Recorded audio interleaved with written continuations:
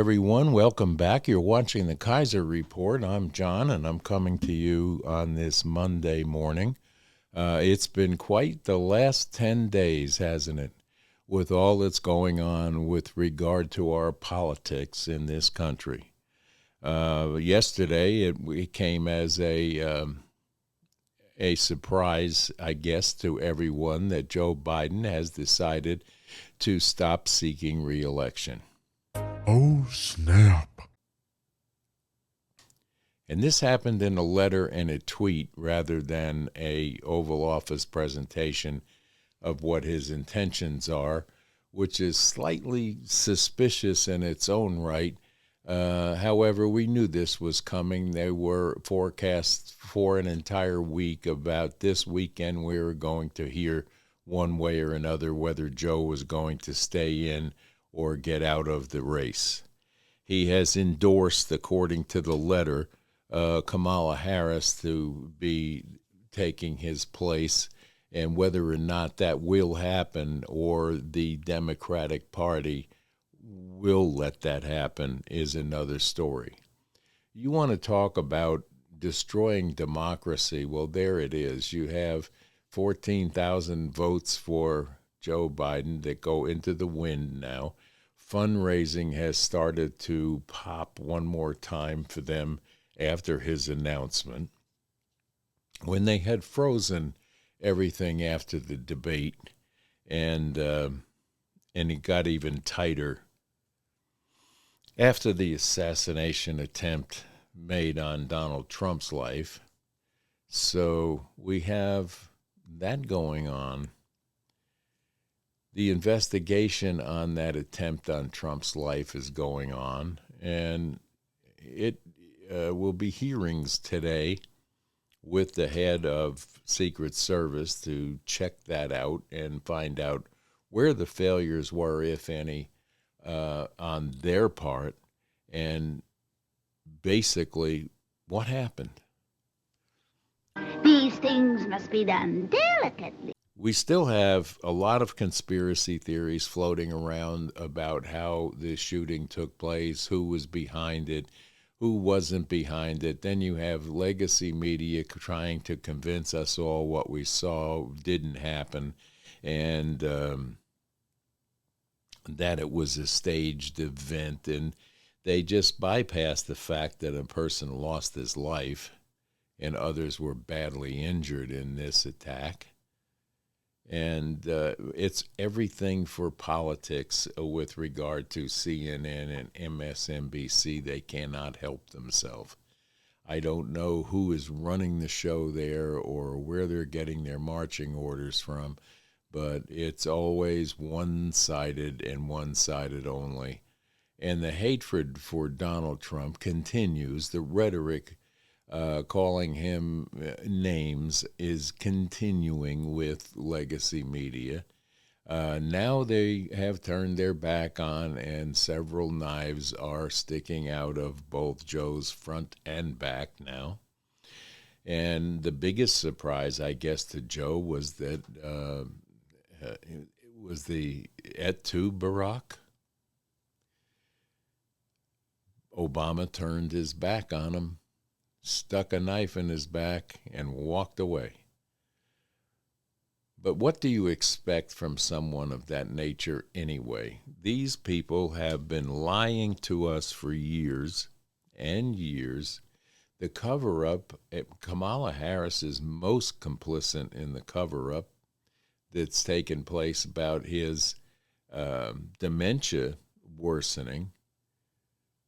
So I don't know how she can step right up and start picking vice presidential candidates, because if you look at her poll numbers throughout the country, they're not real good.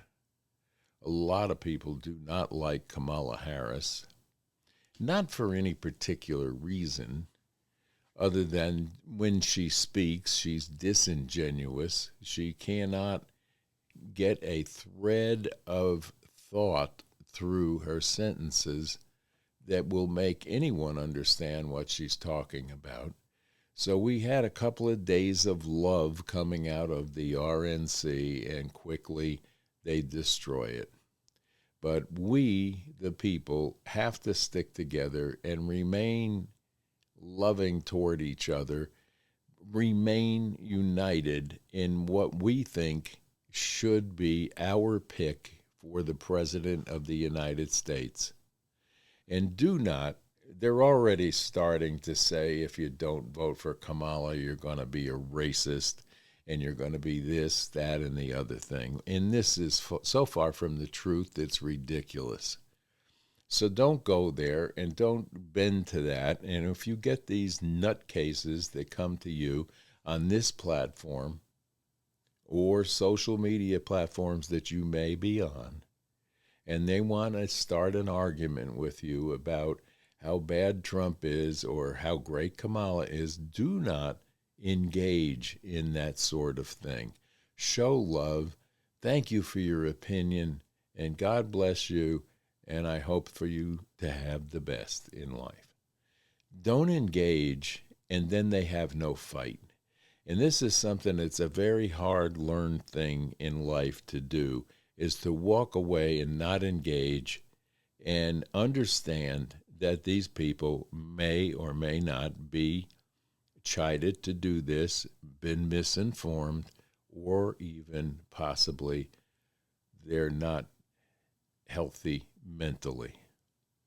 That's just Hollywood BS.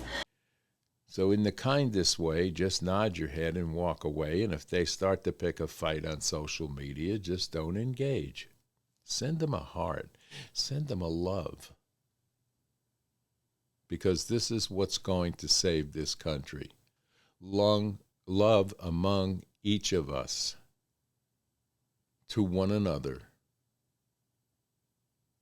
Even the other side that tries so hard to keep us in fear, chaos, and misunderstanding, we have to recognize that they're people too. Excellent, excellent. Some cases, not real good people. But you don't have to intertwine yourself with these people. Move on to the next. Church is very important to you now. God is very important to this country now. Prayer is tantamount to success for us trying to save this country right now. We need God's help, and we need to ask for it daily. And all of the flap that's the anti-God people that are out saying that Trump, said that it was by God's grace only that he was still alive, I applaud that. Most people are out there trying to, not most people, but some people are out there trying to say, that he's using that as a shield and blah, blah, blah. I believe that by 1 centimeter, had he not turned his head, that's divine intervention. I just hope it's enough to buy a miracle. That's all.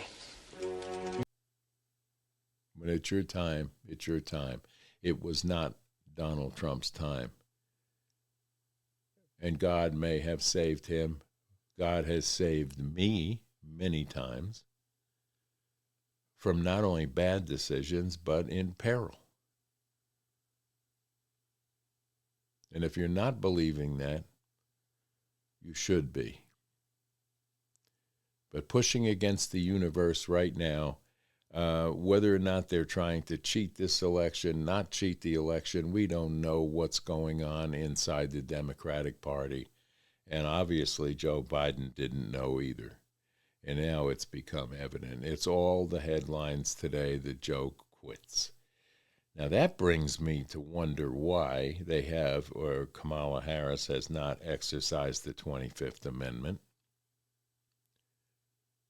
Because if he's not fit to run, and he wasn't fit according to her investigation, fit enough to stand trial because he's a feeble old man with a bad memory, why is he sitting with his keys plugged into the nuclear codes? future? Well, it just so happens that your friend here is only mostly dead. I say, if he's not going to run, he needs to resign, let her take over, and let her run the campaign from there, and quit completely. You don't half resign. Not in a cognitive decline that he is in right now. And whether or not he is suffering from COVID, that's something that remains to be seen in itself. We all watched him try to climb the little boy stairs on Air Force One when he was on his way back to the beach. We all watched as the Secret Service had to basically lift him up and sit him in the car, and then he couldn't get his legs in under his own power. This is not someone capable of carrying out the duties of the President of the United States. And we've seen it and we hear it, but they're telling us every day on lamestream media that you didn't see that, you didn't hear that. This will tell you what you saw and heard. And they're continuing at it. They took no sabbatical in the hate speech against Trump after the assassination attempt. They tried to use that against him.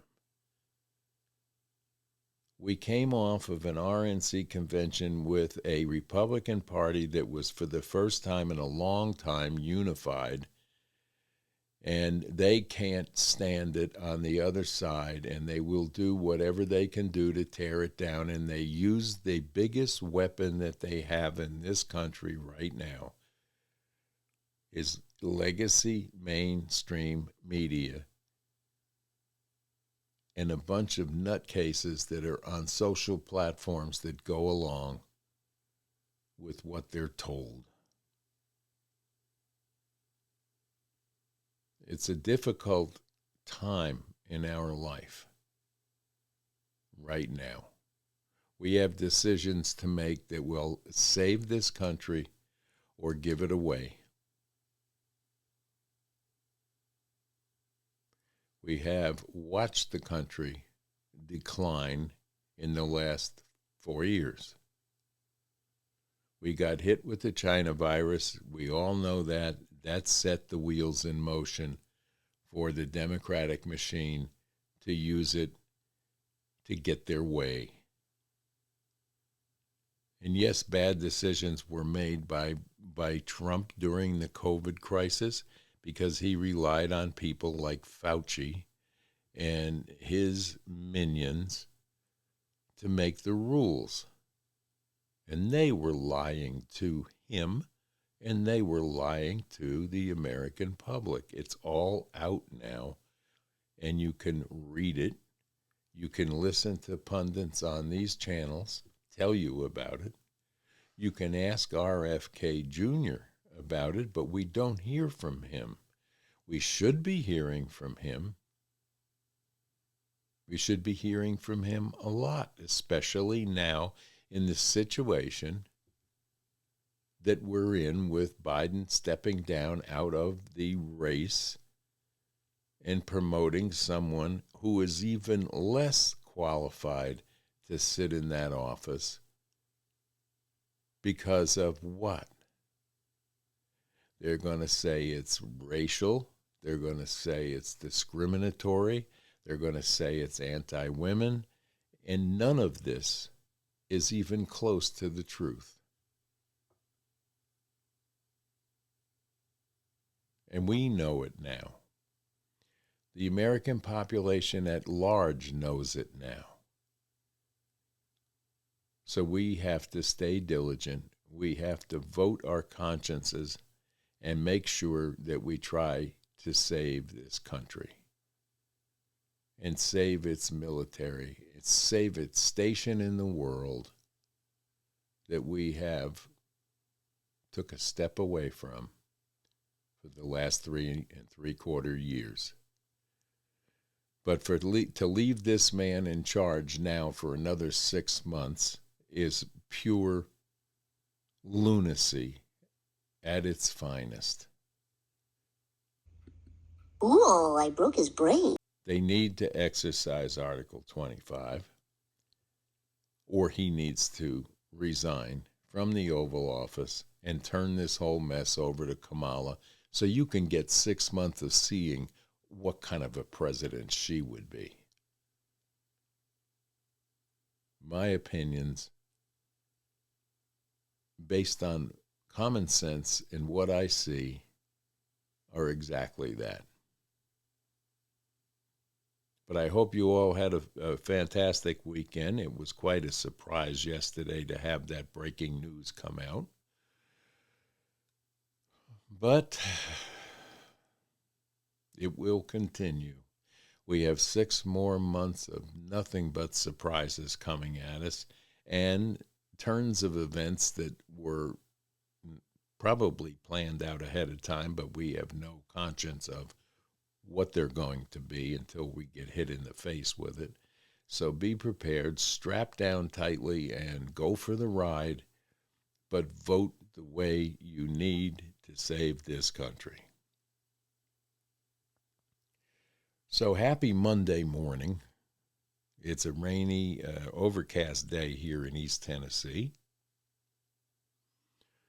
We have wildfires going on out at the West Coast side of things, the left coast. And a drought through most of that area is a problem. They're hoping for some rain to start to quill it down, but high heats and thunderstorms with lightning triggering some fires has not been helpful. So let's say a prayer for those people that are in harm's way out there for forest fires and brush fires and the extreme heat. So these are things that happen in the summertime. It's not that unusual to be in Las Vegas when it's 110, 117 degrees. I've been there many times when it's been like that. So this is not a phenomenon. We have infrastructure problems in this country that need to be addressed that have not been addressed under this current administration. And we have deforestation happening across the world that is adding to what they would like to refer to you as climate change. And I'm talking about the rainforest in South America and Southeast Asia that are being destroyed for either agriculture or to provide land for other things. And when you take away the rainforest, you take away an intricate part of the ecosystem that we rely on in the United States and the world for weather patterns and things of that nature. Or Tim Allen or climate change. And we need to get back to basics and start to figure out how we can put or curtail the devastation of these rainforests. There are tribes that very seldom seen in the Amazonian region that are worried themselves about having to relocate because of land management that's taking place there.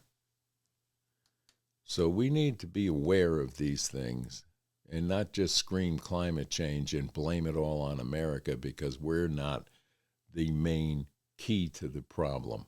There are places such as China, there are places such as Russia, and there are places in South America, Southeast Asia that are not very friendly to climate. These are the people that need to take the steps forward to correct the mistakes that they're making. Don't look at me, you said it.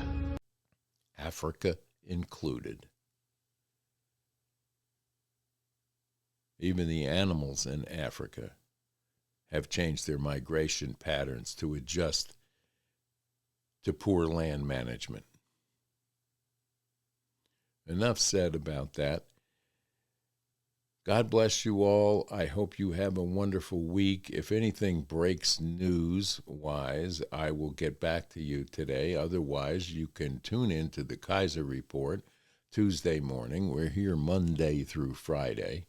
And on the weekends, if the weather is permitting, we like to get out to small towns in Appalachia and bring you a view of some of the wonderful, wonderful places and things that you can do in this area.